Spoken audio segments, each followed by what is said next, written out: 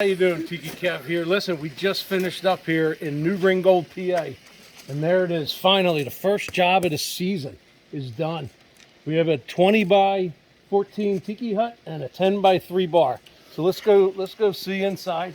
There's the crew. Everybody's happy, I think. I didn't yell too much today, did I? To kill? I did? No, it's a good day. Well, Melissa put a stop on it. I couldn't do it until noon. So, I see you had a timer. You guys are lucky. so we got 4 swings we put in today. We got 6 bar stools. It's a 10 by 4 or 10 by 3 tiki bar. Not a whole lot going on behind it because he already has a kitchen here set up. There's the other 2 bar stools.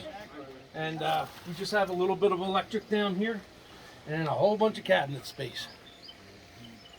So this job is finally done. We can move on, get to the Philly job, and then we could get to the Carolina. So I am so looking forward to that.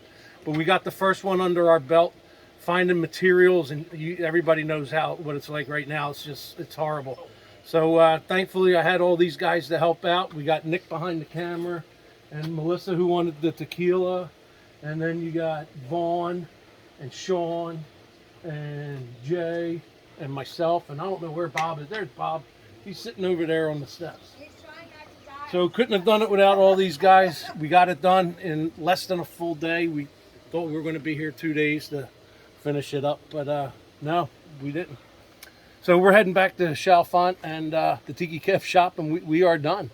So you want to get a shot up there, Nick? Looks pretty good. There's an electrician that came in. He's doing some of the wiring. We're not doing the wiring on this job. So we are done.